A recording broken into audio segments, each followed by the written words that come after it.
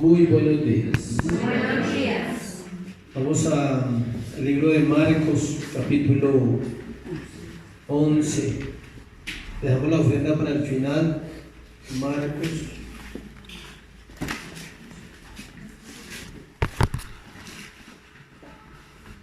Marcos capítulo 11.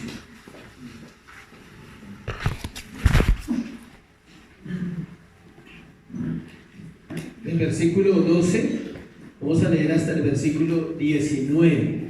Marcos 11, 12 al 19.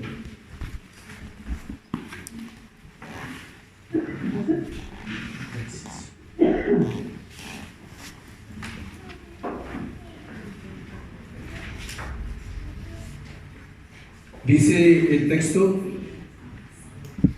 al día siguiente, cuando salieron de Betania, tuvo hambre. Y viendo de lejos una higuera que tenía hojas, fue a ver si tal vez hallaba en ella algo. Pero cuando llegó a ella, nada halló sino hojas, pues no era el tiempo de higos. Entonces Jesús dijo a la higuera: nunca jamás coma nadie fruto de ti. Y lo oyeron sus discípulos. Vinieron pues a Jerusalén, y entrando Jesús en el templo, comenzó a echar fuera a los que vendían y compraban en el templo, y volcó las mesas de los cambistas y las sillas de los que vendían palomas, y no consentía que nadie atravesase el templo llevando utensilio alguno. Y les enseñaba diciendo: ¿no está escrito, mi casa será llamada casa de oración para todas las naciones? Mas vosotros la habéis hecho cueva de ladrones. Y lo oyeron los escribas y los principales sacerdotes, y buscaban cómo matarle, porque le tenían miedo, por cuanto todo el pueblo estaba admirado de su doctrina. Pero al llegar la noche, Jesús salió de la ciudad. Padre, hoy te damos gracias por tu palabra, Señor. Ayúdanos en esta mañana, Señor, a entenderla. Que sea tu Espíritu Santo, Dios, trayendo revelación a cada corazón. Ayúdame a mí, Señor, a exponerla correctamente, Dios, como debe ser expuesta, y que al ser expuestos a ellas toda la congregación, Señor, sea transformada en el poder del Espíritu para tu gloria, Dios. Hoy te damos gracias en el nombre de Jesús. Amén y amén. La enseñanza de hoy lleva como título Solo hojas. ¿Cómo se llama? Solo hojas. Mire su cuaderno y verá que tiene solo hojas. Algunas están llenas y otras están vacías. Solo hojas. Luego de la famosa entrada triunfal a Jerusalén que vimos la semana pasada, que hablamos de que era la coronación falsa de un rey que verdadero. Esa era la enseñanza de hace 8 días. Coronación falsa de un rey verdadero. Vimos que todo lo que sucedió allí era simplemente el cumplimiento de la Escritura, pero que los corazones de algunos no estaban con Jesús, solo se cumplía como la tradición. Y vemos que en el capítulo 11 también hablamos en adelante, Jesús va dirigiéndose hacia ¿dónde? Hacia la muerte. No hay otro camino. Aunque parezca raro, nosotros también vamos para allá. ¿Sí sabían? Nosotros nos vamos dirigiendo hacia la muerte. Algunos más rápido, otros más demorado, pero eso no lo sabe nadie. Pero hoy es un día menos en esta tierra. Hoy. No es un día más, como a veces pensamos. Sí, como cuando uno cumple años dice, un año más de vida. No. Es un año que usted ya se gastó. ¿Es un año qué? Menos de vida. Ojalá aprovechemos los que quedan. Este pasaje solo está registrado en Marcos y Mateo, a diferencia de otros pasajes.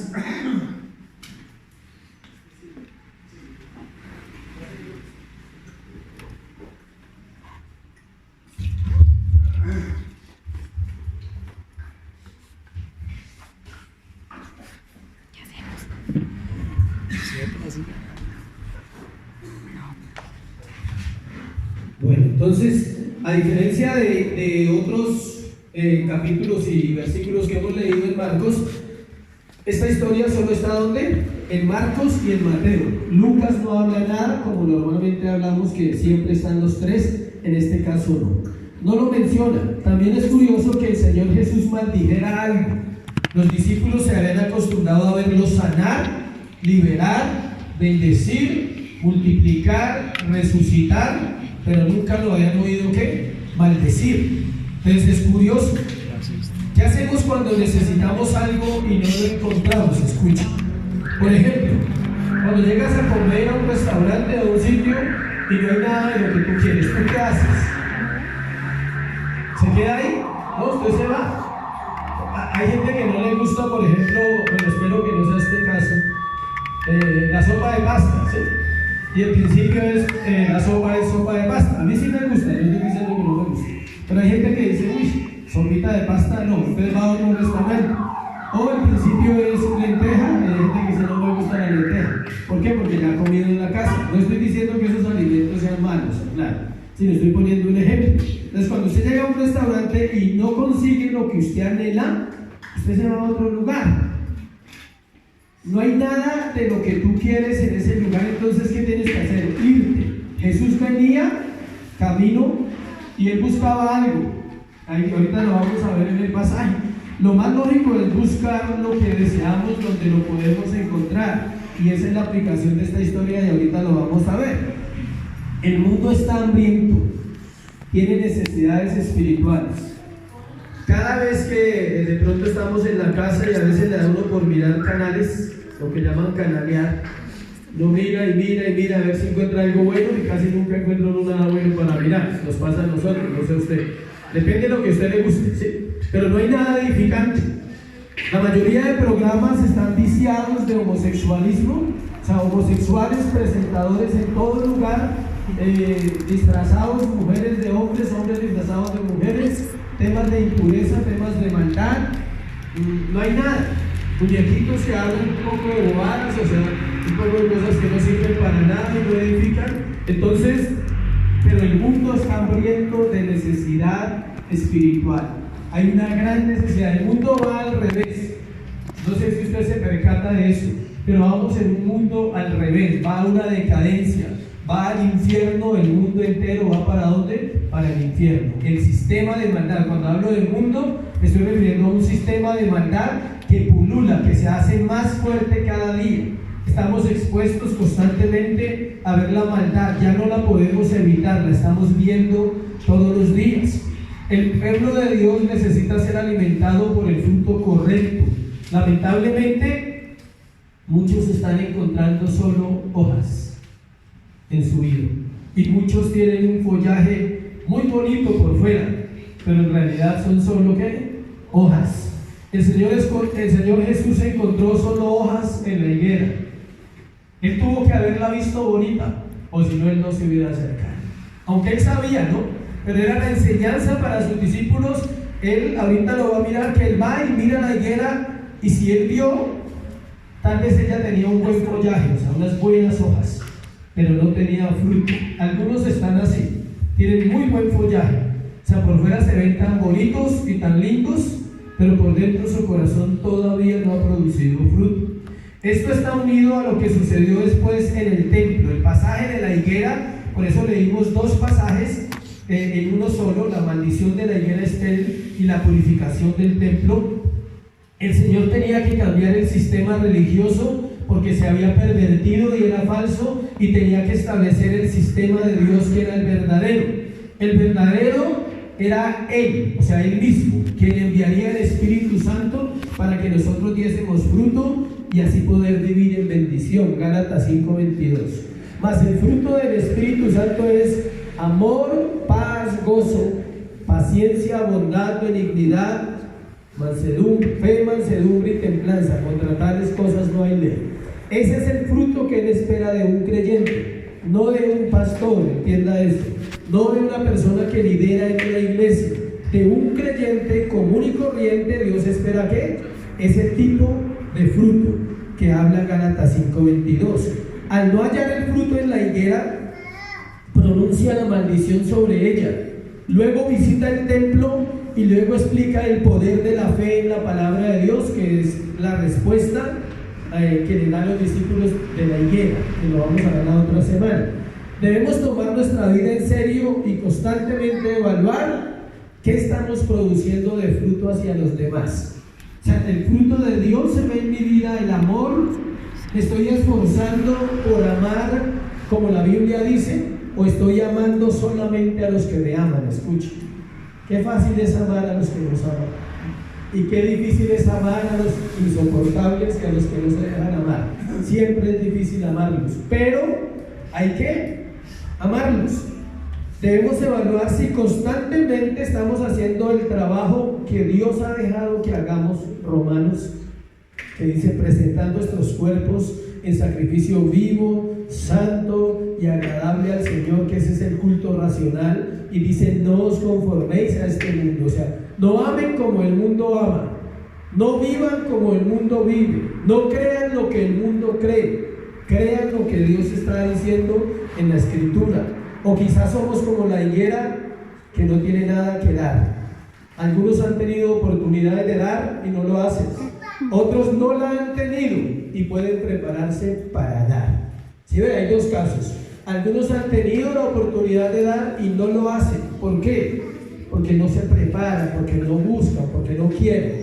Otros no han tenido la oportunidad y la pueden tener y necesitan empezar a hacer un proceso. La palabra de Dios es viva, es eficaz, y el evangelio es poder para la salvación. No hay lugar a la pereza, al conformismo, a la comodidad, a pensar que todo debe ser fácil para que sea bueno. Ese concepto es del mundo, ¿sí sabían? Todo tiene que ser fácil para que sea bueno. Si es difícil, no es bueno. La Biblia no enseña eso. Aún las cosas difíciles, de hecho las que más dan resultado, son las cosas que nos cuestan. Todo lo que no nos cuesta es una baratija, dicen por ahí, y lo desaprovechamos, no lo valoramos. Lastimosamente tiene que pasar mucho tiempo en el corazón del creyente para darse cuenta que no aprovecha lo que ya tiene. Vamos a mirar el pasaje de hoy. Solo vamos a ver 2 puntos hoy. Se los voy a leer para que los anoten y ahorita los vamos a desarrollar. Vamos a ver primero que es necesario dar fruto para ser útiles para otros, del versículo 12 al 14. Y luego vamos a ver el segundo punto, se llama solo Dios restaura el templo, del versículo 15 al versículo 19. Aprendamos esta mañana juntos de un episodio más en la vida de Jesús y miremos su corazón, cómo Él se centra siempre en la enseñanza hacia sus discípulos. La función principal de la iglesia es enseñar, y se enseña a través de la predicación. No hay otra función más importante dentro de la congregación cristiana que la enseñanza de la iglesia pública, de la palabra públicamente. ¿Por qué? Porque mucha gente ha sido transformada ahí, escuchando un sermón, más que cualquier otra cosa. Entonces esté atento, que siempre Dios quiere hablar a nuestro corazón. Amén. Primero, es necesario dar fruto para ser útiles para otros, del versículo 12 al versículo 14. Vamos a empezar como siempre mirando el texto detalladamente. Al día siguiente. Al día siguiente. ¿Qué día pensamos que es ahí según lo que vamos estudiando? El lunes. El día siguiente, el lunes.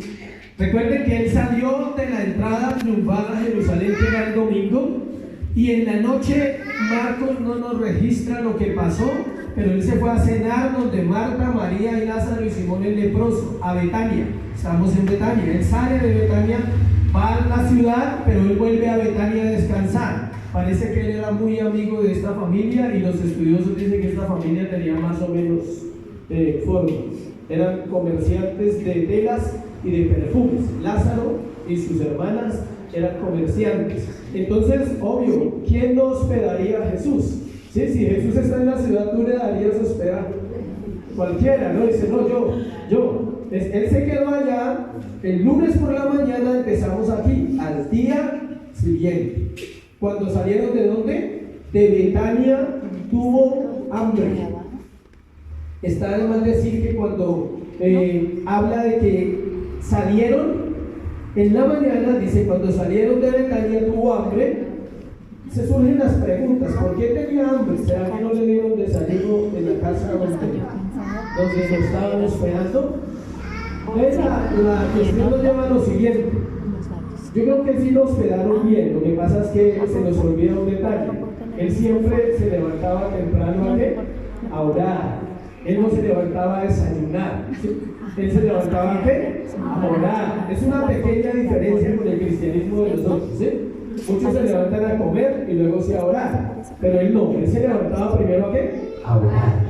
Dicen que él dormía poco, por lo menos en su tiempo de ministerio. No sabemos antes de los 30 años, pero por lo menos en el tiempo del ministerio usted puede estudiar y sacar conclusiones claras, donde dice que se fue a dormir en la noche o terminaba la labor ministerial y se iba a orar, y luego se iba a dormir y se levantaba a orar, igualito a los creyentes, idéntico. O sea, terminaba la labor y se iba a orar. ¿Para qué? Para darle gracias a Dios. Señor, gracias por todo lo que pasó. Gracias porque estuviste ahí y porque el reino se sigue extendiendo. En la mañana se levantaba a darle gracias por lo que iba a pasar. Solo la gratitud, escucha iglesia, la lengua de solo la gratitud es suficiente en la oración. Si tú no oraras por nada más, podrías vivir tranquilo. Gracias por todo lo que pasó, por esto, por aquello. Y antes de empezar el día, gracias por todo lo que va a pasar. Todo. Y si no me gusta, todo. Y si faltó alguien, todo. Y si fue una crisis ese día, todo. Porque ya lo diste antes. Gracias por lo que va a pasar. Entonces, él lo más probable es que se levantó temprano a orar y simplemente, como cualquier persona, pues ya tenía hambre a esa hora. Entonces dice que él tuvo hambre. ¿Por qué tuvo hambre? Es porque era Jesús, el hombre. Estamos hablando de que él era 100% Dios y 100% hombre. Recordemos que el Señor era eso, 100% hombre, 100% Dios, y también sentía hambre. También recordemos que se levantaba temprano a orar. El versículo 13, viendo de lejos una higuera que tenía hojas. Viendo de lejos. ¿Qué calculamos lejos? Una distancia donde él vio una higuera que tenía hojas. Lo que les decía ahora, parece que el follaje de esa higuera era atractivo. Él miró y dijo: uy, allí puedo encontrar algo para comer. Parece que era un follaje suficiente para pensar que tenía frutos. Estamos en abril, en el tiempo de abril aquí. Ahorita estamos en junio, sí, pero estamos en abril en la Biblia. Bueno, estamos ahí en abril y el tiempo es más o menos propicio para que las plantas den fruto. Y él supuso, él pensó, dijo: esa higuera tiene buenas hojitas, quizás se encuentre allí algo para comer. El verso nos dice: tal vez, y viendo de lejos una higuera que tenía hojas, fue a ver si tal vez. Esa palabra la usamos mucho, ¿no? Tal vez hoy, mañana, tal vez tal cosa, tal vez tal otra. El Señor también la usaba, ¿sí? Él dice: tal vez allí haya algo de fruto. ¿Qué parecido tiene esto con la situación actual al creyente? El Señor mira a ver si tal vez hay algo de fruto en nosotros, y al igual que la higuera, no lo haya. O sea, Él mira, dice: tal vez en este creyente han pasado los años, ha madurado, ha entendido y hay algo de fruto, pero tal vez. Pero el Señor sabe que a veces no va a hallar lo que desea en el corazón de nosotros. En el contexto del momento, escuche, de allá de la historia de Jerusalén, la higuera era algo simbólico para representar al pueblo de Israel, absolutamente. Se puede estudiar, y la higuera representaba ¿a quién? Al pueblo de Israel y su falta de fruto para Dios. El Señor está a punto de confrontar a los que están en el templo y empieza enseñando a sus discípulos fuera del templo con esta ilustración. O sea, Él empieza a llevarlos hacia donde se va a dirigir, que es ¿a dónde? Al templo. Luego dice el versículo 13, parte B, léalo ahí. Pero cuando llegó a ella, nada halló sino hojas, pues no era tiempo de higos, dice ahí. No halló nada, solo hojas. Qué triste que a veces no encontremos sino hojas en las personas, en aquellos que se dicen ser creyentes. Vamos a pasarlo al término de hoy. Solo buche y plumas, dicen por ahí. En esa época pues no se conocía ese dicho. Ahora se conoce. ¿Solo qué? Buche y plumas. Solo bulla. Tilín, tilín y nada de qué? De paletas. Unos términos colombianos. Como estamos en Colombia, pues hay que aclarar que son términos de acá. Así es. O sea, personas que dicen ser, pero no son. Personas que practican un cristianismo nominal, religioso. Semana a semana, día a día, pueden leer la Biblia, pueden orar, pueden ir a la iglesia. Solo hojas. Pero Cristo no es real en sus corazones todavía. Y el Señor va a confrontar esa situación ¿dónde? En el templo, en el pueblo de Israel. Y vamos a encontrar por qué. O sea, por qué Él pone el ejemplo de la higuera.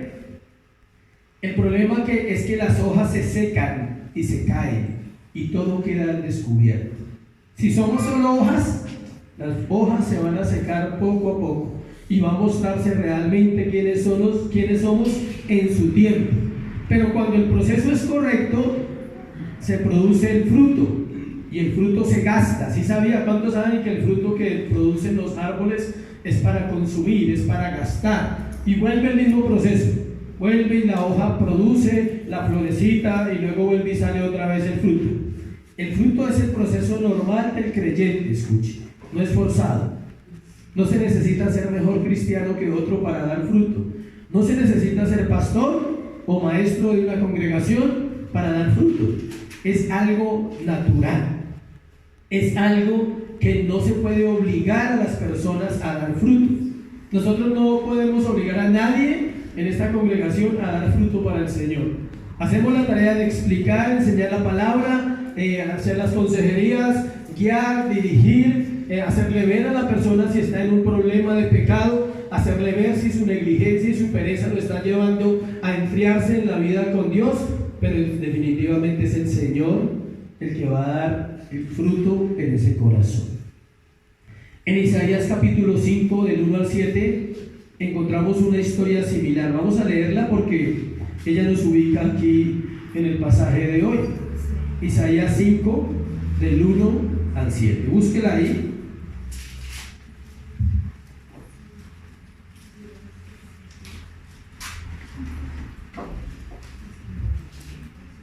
Dice: ahora cantaré por mi amado,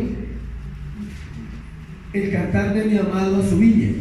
Tenía mi amado una viña en una ladera fértil, la había cercado y despedregado y plantado de vides escogidas, había edificado en medio de ella una torre y hecho también en ella un lagar, y esperaba que diese uvas y dio uvas silvestres. Ahora pues, vecinos de Jerusalén y varones de Judá, juzgad ahora entre mí y mi viña. ¿Qué más se podría hacer a mi viña que yo no haya hecho en ella? ¿Cómo esperando yo que diese uvas ha dado uvas silvestres? Os mostraré pues ahora lo que haré yo a mi viña.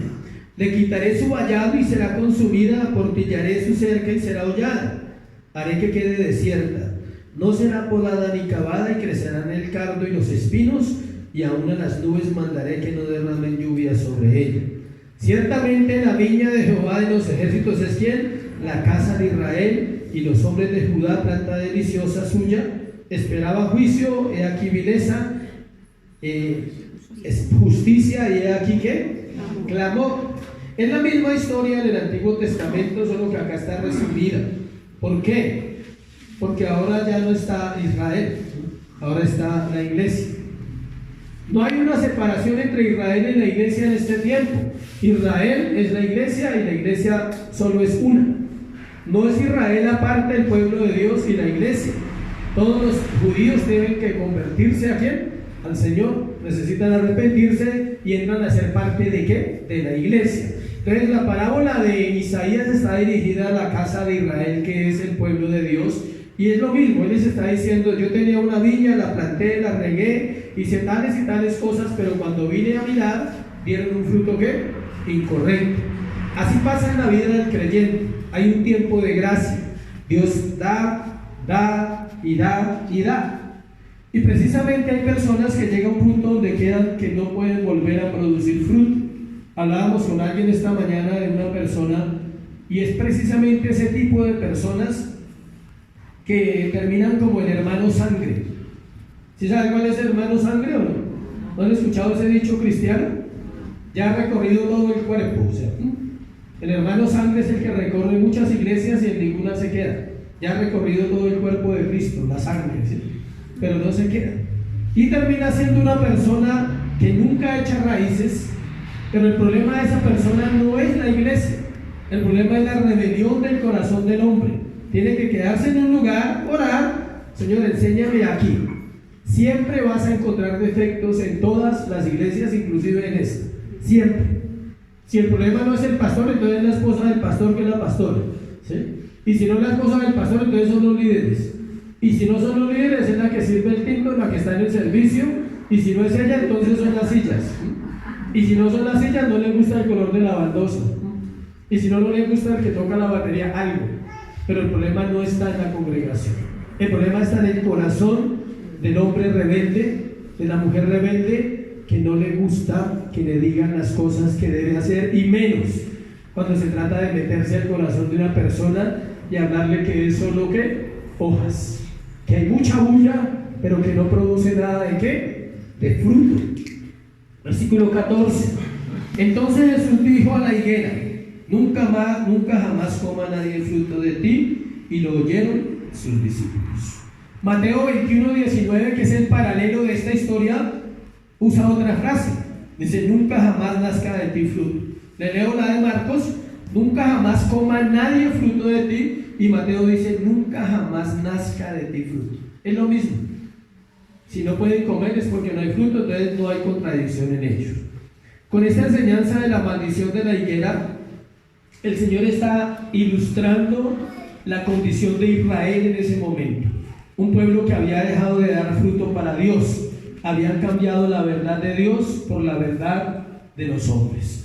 Y la frase final de ese pasaje, de ese versículo 14, dice: lo oyeron sus discípulos. ¿Por qué Marcos escribe esa parte? ¿Por qué Marcos anota esas tres palabritas o esas cuatro palabras? Y lo oyeron sus discípulos. Se había podido obviar, ¿sí? Se había podido saber por sentido común que sus discípulos lo estaban oyendo. Pero ¿por qué se toma esa tarea? Porque debió ser impactante para ellos escuchar por primera vez a su maestro maldecir. No era normal que Jesús maldijera. Él vino ¿a qué? A bendecir. Él vino a dar vida. ¿Y vida en qué? En abundancia. Entonces no era normal que él maldijera. Siempre lo habían escuchado bendecir. Por eso se toma la tarea del evangelista de anotar esa partecita donde dice: y los discípulos ¿qué? Lo oyeron. Aclaramos que la iglesia no maldice, la iglesia enseña. El único que puede maldecir es ¿quién? Dios.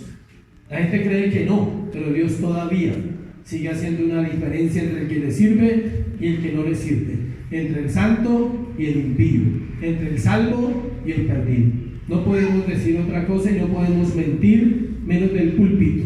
O sea, no se puede mentir y que si hay una diferencia entre el pueblo escogido de Dios y el pueblo que va a ir a una condenación. Entonces, decir que Dios es solo amor es predicar la mitad del evangelio. Dios es amor, pero es fuego consumidor. Dios es gracia, pero Dios es justicia. Dios es bondad, pero Dios es ira. Amén. Entonces estamos conociendo a Dios los jueves en la escuela. Entonces tenemos que seguir reafirmando y afirmando su carácter divino, que siempre estará ahí. La clase del jueves fue muy interesante acerca de la gracia y la misericordia. Y dijimos lo siguiente, se lo voy a recordar a los que estaban y a los que no. Aún el juicio de Dios sobre los impíos es una muestra de su misericordia. ¿Por qué? ¿Dónde lo dice la Biblia? Lo podemos explicar desde tres puntos de vista, como compartí. Para Dios vindica su honor y su justicia. Demuestra que Él es justo, honorable y santo, y tiene que hacer un juicio. Eso. Desde el punto de vista de los impíos, simplemente es la consecuencia de su pecado. Pero desde el punto de vista de los salvos, es el mayor acto de misericordia, porque usted y yo, si Dios lo permite, no estaremos ahí. Entonces es un acto de misericordia el juicio de Dios. Amén. Enlacemos Marcos capítulo 11, versículo 11, que fue el que terminamos hace 8 días, se lo voy a leer. Entró Jesús en Jerusalén y en el templo, y habiendo mirado alrededor todas las cosas, como ya anochecía, se fue ¿a dónde? A Betania con los 12. Para empezar el segundo punto, nos toca enlazarlo con 11:11, porque se acuerda que hablamos que la noche anterior él fue al templo, se paró, ahí dice, entró Jesús en Jerusalén en el templo, habiendo mirado alrededor todas las cosas, como ya anochecía, tipo 6, se fue a Betania. Él ya había entrado, observado, miró y no le gustó lo que vio. ¿Se acuerdan que hablamos que era un punto del tema de hace 8 días? Una evaluación. Él dijo, terrible, o sea, ¿cómo se ha vuelto esto? ¿Cómo lo han convertido? Entonces en la mañana él va, pasa con los discípulos por la higuera, la maldice, sigue su camino y entramos al segundo punto, que es que solo Dios restaura el templo, que empezamos en el versículo 15. Vinieron pues a Jerusalén, y entrando Jesús en el templo. Dejémoslo hasta ahí, hasta la coma. Este relato sí aparece en los 3 evangelios, el de la higuera solo en 2. Este sí aparece en los 3, pero no es el mismo relato, escuche, de Juan capítulo 2, versículo 13 al 22, porque él purificó el templo ¿cuántas veces? 2. Una al principio de su ministerio y otra al final de su ministerio. Enlacemos Marcos 11:11, ya lo hicimos. Entonces vamos al versículo 15, que entrando Jesús, ¿dónde? En el templo. Vamos a hablar un poquito del templo en la Biblia. Es necesario. No podemos avanzar si no sabemos qué es el templo, qué representaba para ellos, qué representa para nosotros, qué era para ellos y qué era para nosotros. Se conoce en la predicación como el traspaso cultural. Entonces vamos a la cultura de ellos primero, a estudiar, luego nos venimos a este tiempo. Entonces dice que tenemos que remitirnos a las escrituras. Para la cultura de la época, escuche, el lugar más importante de la ciudad era ¿qué? El templo. Siempre ha sido así allá, y de hecho muchas culturas aún idólatras, escuche, ¿qué es lo más importante? Su templo. En la India tienen templos para las ratas. Y usted no puede entrar allá a matar un ratón, se mete en un problema, ni con escoba ni nada. Esos son templos realmente, o sea, ¿sí? La vaca es un dios y no la pueden matar así se estén muriendo de hambre, no la pueden matar. Entonces, el templo siempre ha representado culturalmente, escuchen, mucho. Para los judíos las sinagogas siguen siendo importantes. Aquí en Colombia hay sinagogas, en todas las naciones hay sinagogas de los judíos.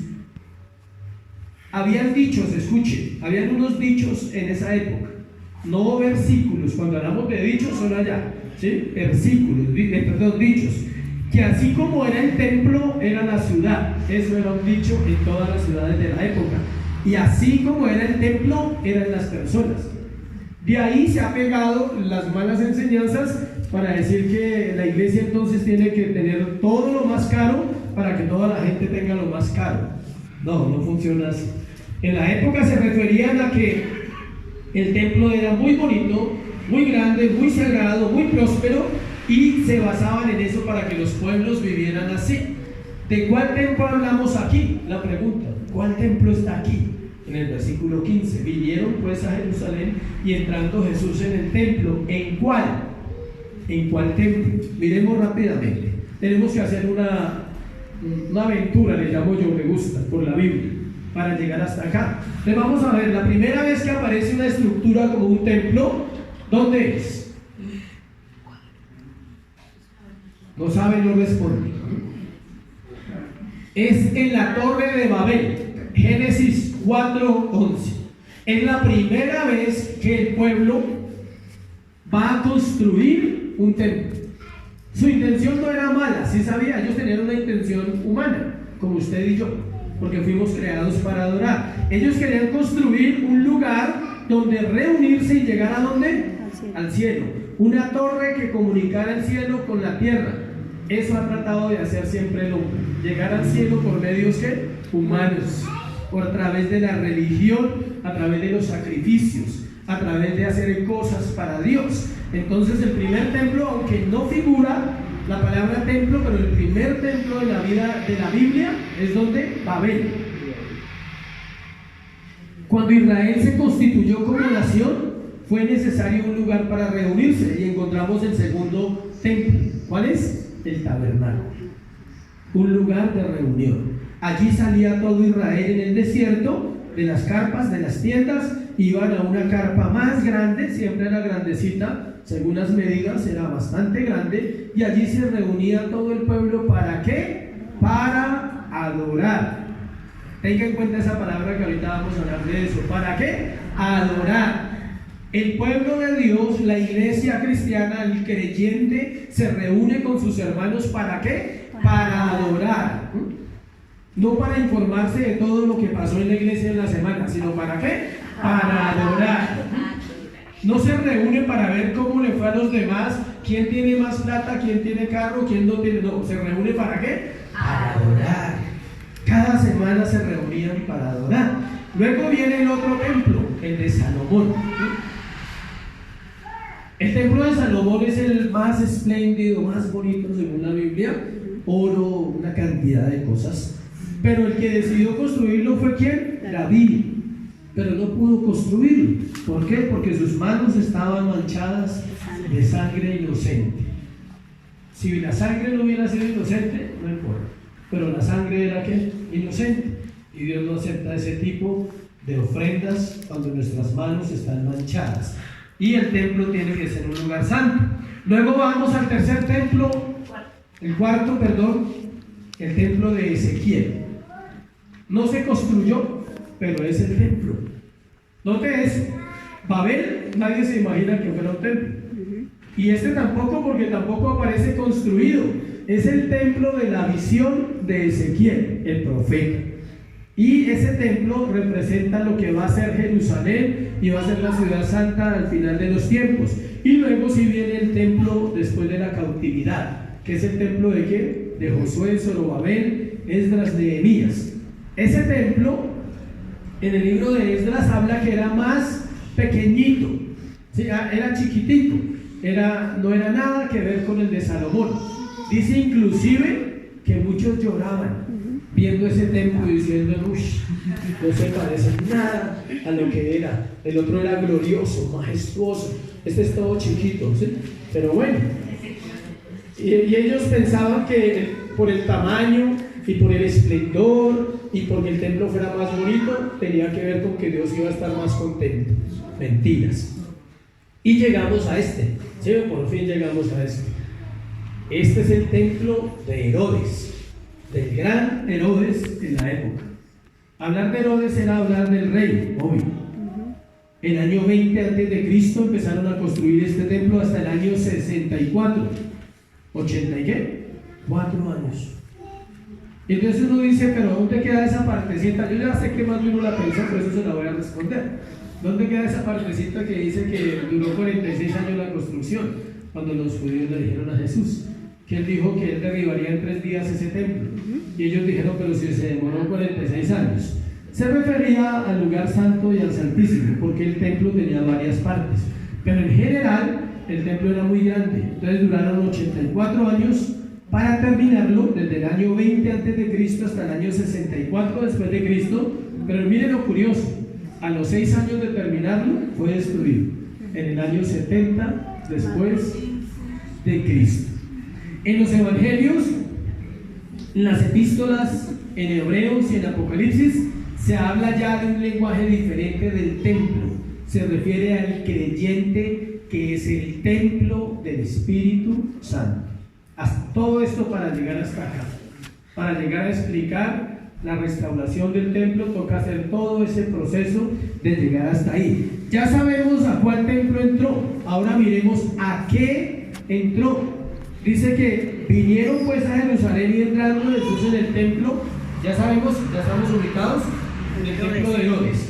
Comenzó a echar fuera a los que vendían y compraban en el templo y volcó las mesas de los cambistas y las sillas de los que vendían palomas. ¿A qué entró? A poner en orden el desorden que el hombre había construido. Y a eso es que viene Jesús a un corazón, ¿a qué? A poner en orden lo que el mismo hombre ha hecho de su propia vida durante años. ¿Quién nació en el cielo? Nadie. Nacimos en esta tierra físicamente, ¿no? Porque sí, realmente sí venimos del cielo, del corazón de Jesús.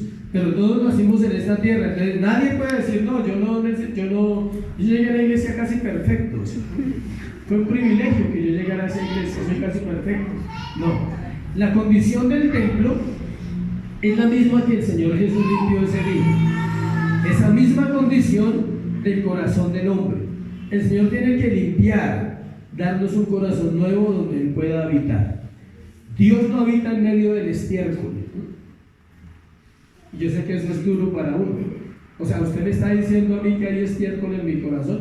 No lo sé, Dios lo sabe. Yo no se lo puedo decir, pero estoy seguro que Dios sí sabe si hay algo de eso en nuestro corazón. Eso era lo que había en el templo. Estamos mirando la Biblia. No le estoy inventando nada, estoy acá. Dice que vendían, ¿qué? Echar fuera a los que vendían y compraban en el templo. Dice, y volcó las mesas de los cambistas y las sillas de los que vendían, ¿qué? Palomas. ¿Qué hacen las palomitas? Bellezas. ¿Y qué hacen los bueyes? ¿Y qué hacen los corderos?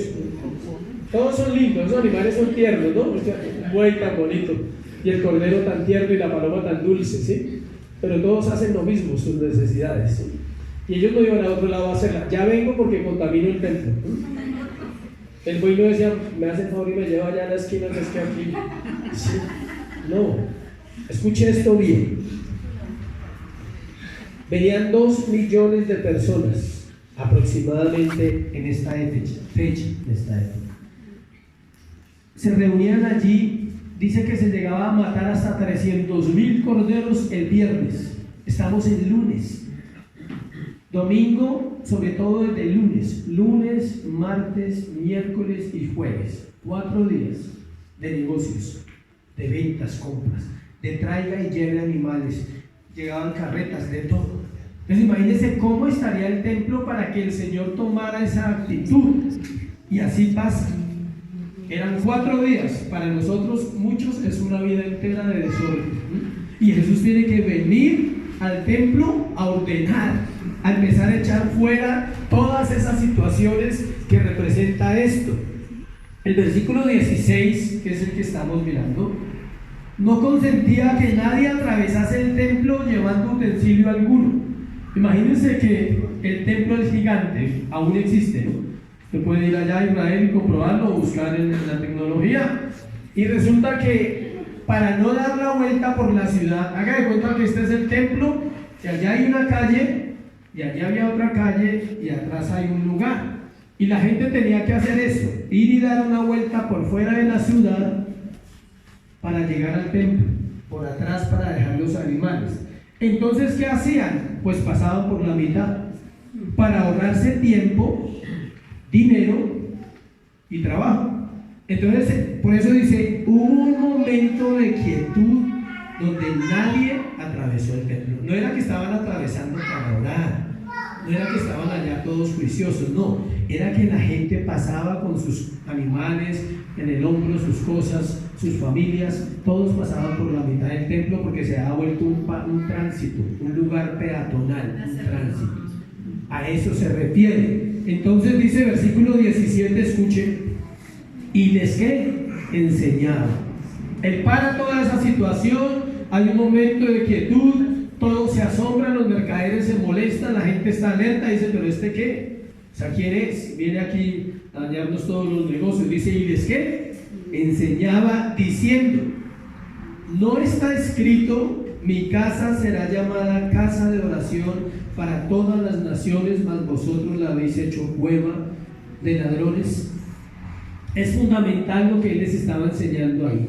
Saber que los cimientos del templo, que es el creyente ahora, son puestos por Dios a través de la enseñanza. Los cimientos de un verdadero creyente se ponen a través de la doctrina de Dios en las Escrituras. Y él les dice, ahí dice, en el versículo, lo oyeron los escribas, y en la parte final del versículo 18b dice, el pueblo estaba admirado de su doctrina. O sea, él les estaba diciendo que la casa de Dios era un lugar de ¿qué? de oración, que ellos lo habían vuelto una casa de ¿qué?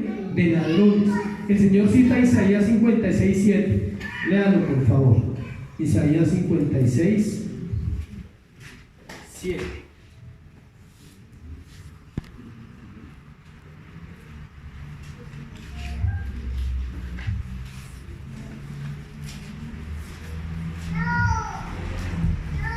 Yo los llevaré a mi santo monte y los recrearé en mi casa de ¿qué? De oración. Sus holocaustos y sus sacrificios serán ¿qué? Aceptos sobre mi altar, porque mi casa será llamada casa de oración para ¿qué? Todas las naciones. Por eso a este templo iban de todas las naciones. Eso era realmente lo que pasaba allí. ¿Cuál era la fuerza del templo? La oración. ¿Y cuál es la fuerza del creyente? La oración. Es una similitud. Estamos hablando del templo de allá, pero estamos centrados acá en el templo de nuestra vida. Su vida de oración y su vida de intimidad y de estar delante del altar de Dios es lo que determina su cristianismo. O sea, ¿cuánto contacto tiene usted con la palabra? ¿Cuánto contacto tiene en la oración con Dios? Porque si no es así, entonces somos solo ¿qué? Hojas. Puya, salga, coja el bus, corra, voy a la iglesia, llego tarde, me sacrifico, me esfuerzo, puya, hojas. Sí, si no hay intimidad. El templo era así, imagínense, a 100, a 200, a 500, a 1000, a 100. ¿Cuántos necesitan? ¿Sí? Bueyes a 1000, palomas a 2000, así era. Era la plaza de abastos en el mercado del templo. ¿Cuántos han ido a abastos por la mañana? Lleve, traiga. Entonces, eso era el templo. Y muchos cristianos son así, solo puya. Quieren ir al templo, quieren hacer, quieren muchas cosas, pero su vida de oración no es lo que la Biblia dice. Vamos a ver qué era lo que él quería restaurar. Ya vimos toda la situación, pero hay algo importante que quería tratar. Su enseñanza es la siguiente, en el versículo 17 se lo voy a leer otra vez. Les enseñaba diciendo: no está escrito, mi casa será llamada casa de oración para todas las naciones. Lo que él quería restaurar en el templo era una sola palabra, se llama la adoración. Eso era lo más importante. Y escuche, iglesia, sigue siendo lo más importante. ¿Qué? La adoración. No se confunda por favor con las canciones de ahora rato. Esa no es la adoración. Ese es un rato, un instante cortico donde nos reunimos para adorar, pero esa no es la adoración. La adoración es la vida del creyente todos los días de su vida. Desde que se levanta hasta que se acuesta, toda su vida es una vida ¿de qué? De adoración. El sistema religioso se había vuelto tan terrible, escuche, que era contrario a lo que Dios había establecido. El Señor era consciente de los males que aquejaban al pueblo judío, los recaudadores de impuestos, el rechazo a los enfermos diciendo que estaban malditos por Dios. La situación económica no era muy fácil para los judíos porque estaban bajo el imperio romano, pero el Señor era consciente de todo eso. Todo eso era importante, escuche, pero el Señor siempre va más profundo. ¿Es importante tu trabajo? Sí. Nunca lo estamos menospreciando y tú tampoco lo puedes menospreciar. ¿Es importante tu familia? Sí. Total. ¿Es importante tu salud? Sí. Pero hay cosas más importantes que esas. Y es lo que el Señor hace. Él siempre va más que allá. Dios no se conforme. Dios no dice: no, tú eres tan bonita esa familia, tan bonitos, todos trabajan, todos son juiciosos, nadie pelea con nadie. ¿Qué ejemplo para la sociedad? Pero Dios va más allá, porque Dios sabe que hay gente que puede tener todo eso, pero es solo hojas. Es su follaje por fuera, pero por dentro sigue lo que Dios necesita mirar: el corazón, el templo. Él entró al templo. Todo eso era importante, pero para el Señor, como Él va más allá, Él miraba el corazón de un pueblo y sabe que la única manera de restaurar ese templo era a través de una adoración correcta. El templo estaba construido en partes, escuchen. Estaba el lugar santísimo, que era donde entraba ¿quién? El sacerdote. Solo un hombre entraba al lugar santísimo, nadie más. El sacerdote era escogido de cientos de sacerdotes, Habían sacerdotes que vivían toda la vida y nunca podían ministrar una vez en turno, no le correspondía. ¿Por qué? El Señor sabía.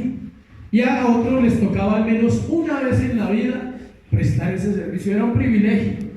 Tenían que tener al sacerdote toda la noche despierto, y los otros líderes le leían el Deuteronomio, Génesis, Éxodo, Levítico, Números y Deuteronomio.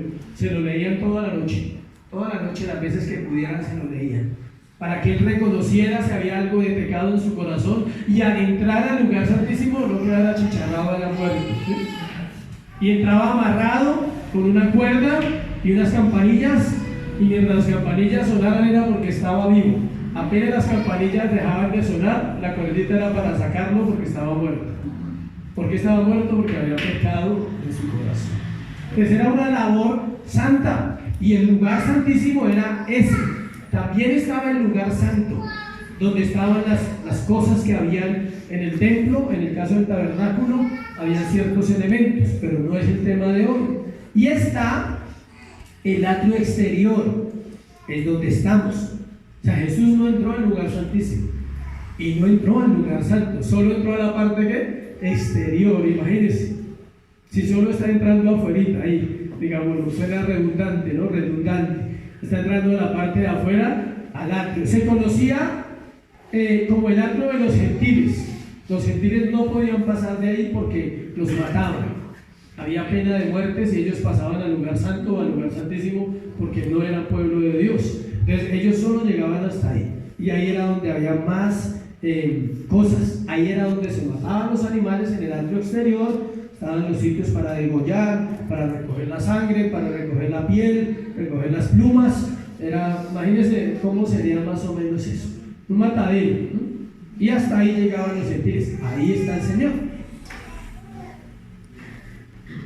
El sonido de la alabanza se había cambiado por berridos de bueyes.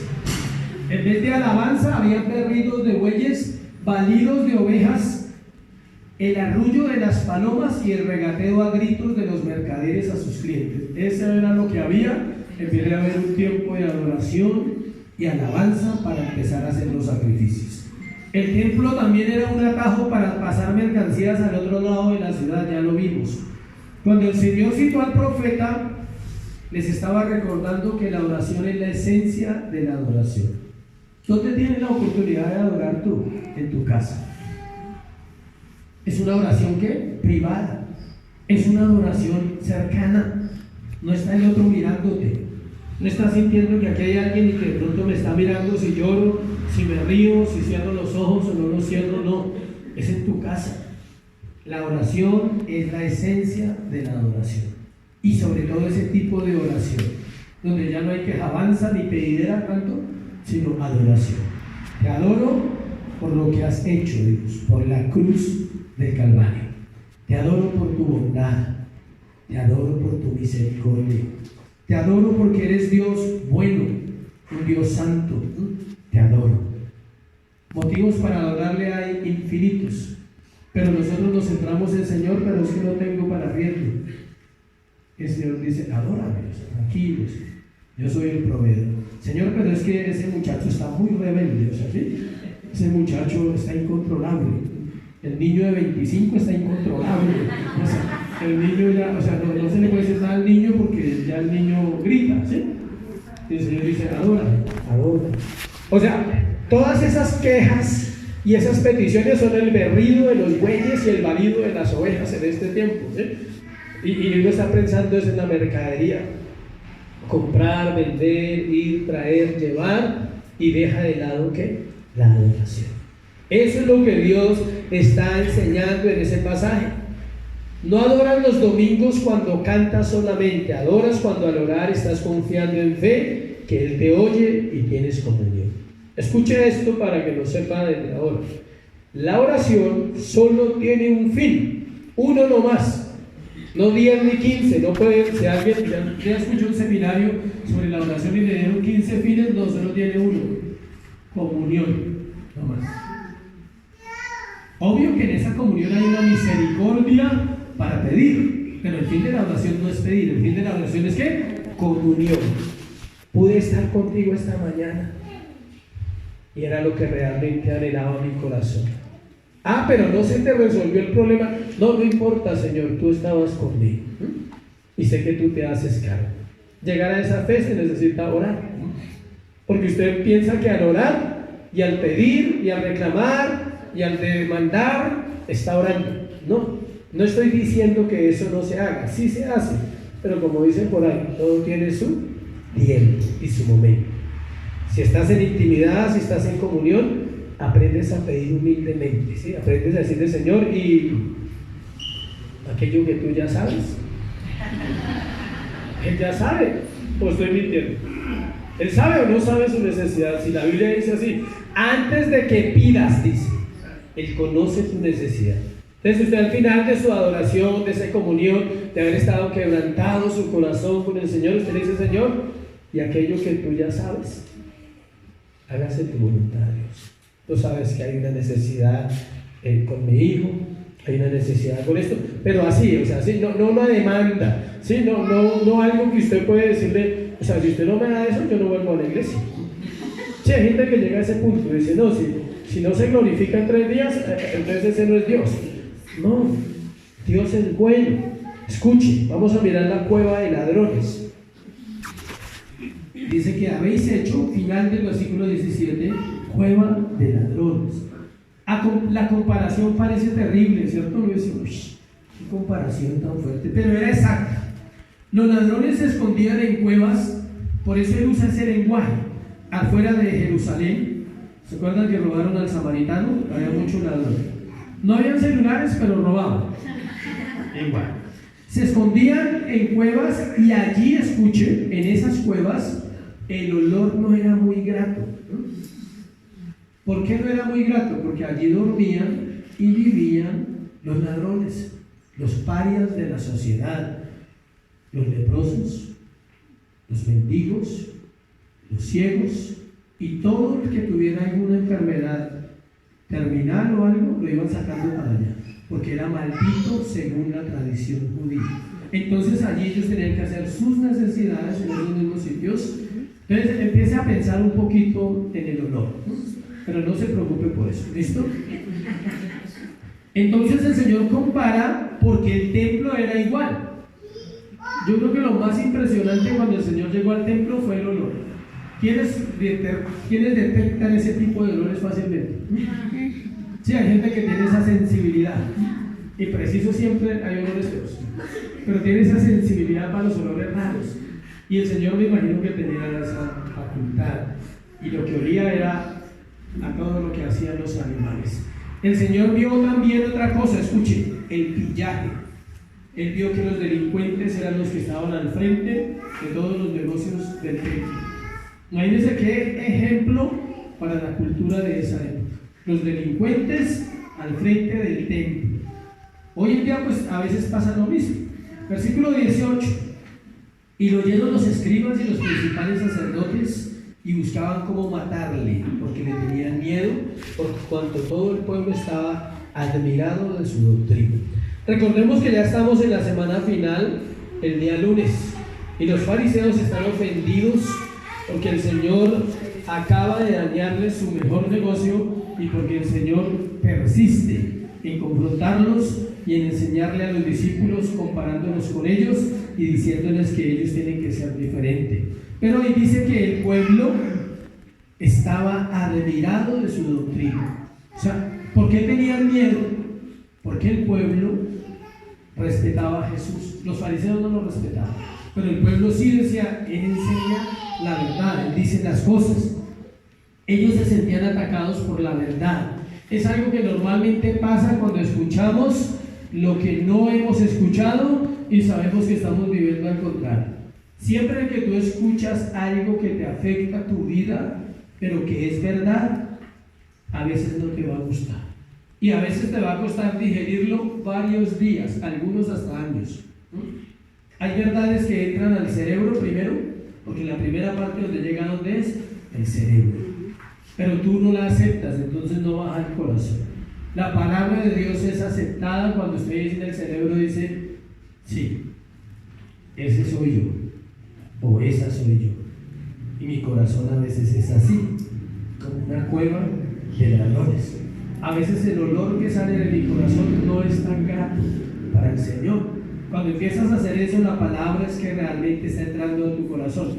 Pero si usted es de los que dicen, no, lástima que no vino fulano, ese sermón estaba preciso para él. Sí, porque uno se sienta acá y piensa eso. Tranquilo que yo también me he sentado ya muchos años a escuchar. Y me pasaba. Yo decía, miraba, uy, no vino preciso. Tremenda palabra para esa persona, ¿sí? Y preciso era para mí. Luego llegaba a orar y me arrepentía. Le decía, perdóname, estaba pendiente que alguien no vino y me perdí tal vez el momento que era la palabra para mí. El miedo que ellos tenían, escuche, los impulsaba a buscar deshacerse de Jesús. Es curioso que a veces el cristiano quiere deshacerse de Jesús.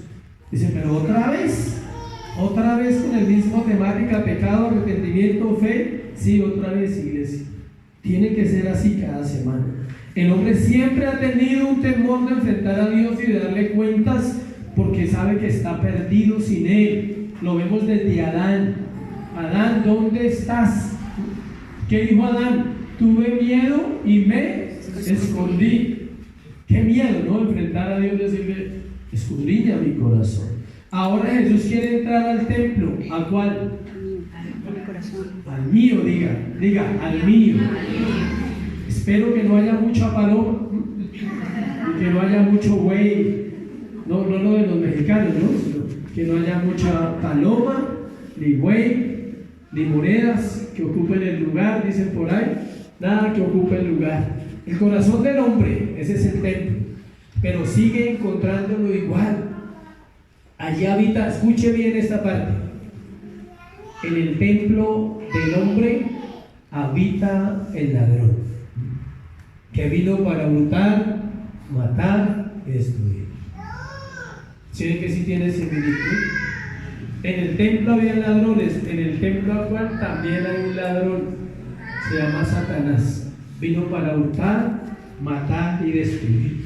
Y Él es el que habita en algunos corazones antes de que le conocemos al Señor. Y el Señor tiene que hacer lo mismo, arrojarlo fuera. Es el único. O sea, ya no se trata de una tarea de nosotros, ya no se trata de atar y encadenar, no, se trata de fe. Señor, yo confío que si tú estás en mi corazón, el ladrón no puede estar. O estás tú, o está el ladrón. Y era lo que el Señor estaba tipificando o mostrando. Él dice, tenía que sacar a todos los ladrones para establecer su sacerdocio, para establecer su reino.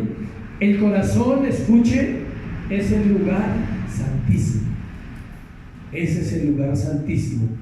Pero lo contaminamos porque vivimos en el lugar exterior, en el atrio exterior que es afuera. ¿Cuál es el atrio exterior? ¿Quieres saber cuál es el atrio exterior del hombre? El cuerpo. Porque el cuerpo es el que busca pecar. Porque el cuerpo es el que tiene necesidades de pecado.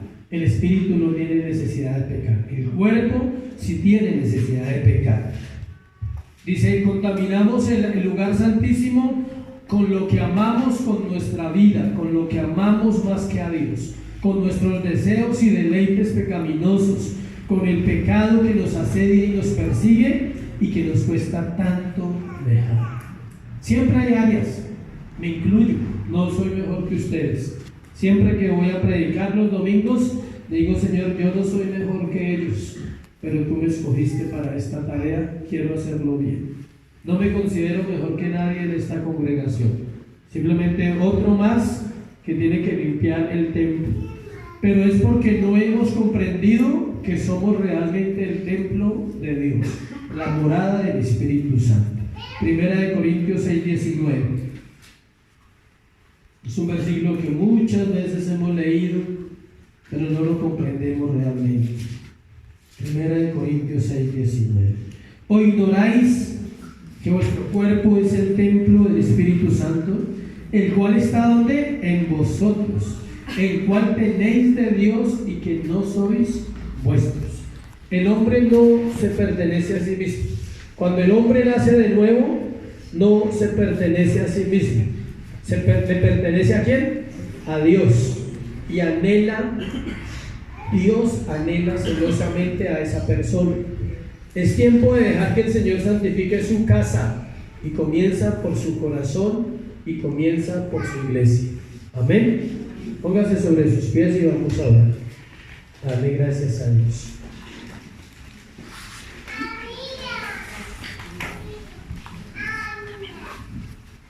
Señor, hoy te damos gracias. Gracias, Dios, porque viniste a rescatarnos, Dios, viniste a darnos salvación. Gracias. Hoy que tu nombre sea exaltado, Dios. El nombre de Jesús, Señor, sea puesto en alto, donde debe ser puesto, en el corazón de la iglesia. Es en el corazón de la iglesia donde tu nombre resuena, Señor. Donde se puede oír tu voz continuamente resonando, Señor, en los corazones. Donde es necesario mirar nuestra vida y santificarnos, Dios, cada mañana y cada día. Dios, santifica nuestro corazón. Hoy es la mañana para eso, iglesia, para que tú le digas: Dios, este es el templo. Ya no es un lugar físico, ni de paredes, ni de lugares donde hay animales, palomas y mercaderes. Es mi propio corazón el que está aquí, Señor. Y eres tú el que puede venir a habitar en mi corazón, siempre que tú lo examines, siempre que quites lo que estorba, Señor, siempre que saques aquello que ocupa el primer lugar en mi vida y yo pueda verte a ti como realmente eres, como el Rey de mi corazón, como el Señor de mi vida, aquel a quien doy cuentas diariamente, Dios. Por eso te pido, ayúdanos como iglesia en las prioridades, Dios, a nunca olvidar que Dios es la prioridad número uno y que nuestro corazón debe estar dispuesto todos los días a ser examinado, todos los días a tener la mirada de Jesús sobre el templo, porque Él sí puede ver lo que estorba, porque Él puede ver lo que te ha hecho daño, Él puede ver si tal vez hay solo hojas y poco fruto. Pero sabemos que Dios es bueno y es Dios de misericordia. Por eso acudimos a ti, Señor, por la obra de Cristo en la cruz del Calvario, sabiendo que es por gracia que estamos en este lugar y sabiendo que tú terminarás la obra que has empezado en nosotros. Ten misericordia, Señor, de aquel que está lejos de ti y que tal vez es solo ropaje, Dios, solo follaje, solo hojas. Ten misericordia, Dios, y acércale en tu amor, acércale en tu misericordia esta mañana. Sigue bendiciendo a aquellos que están comprometidos. Llévalos a tu altar, llévalos cada mañana a reconocer que viven para ti, que viven para adorarte, Dios. Restaura la adoración en la iglesia, en el nombre de Jesús. Gracias, Señor, por tu palabra. Amén y amén.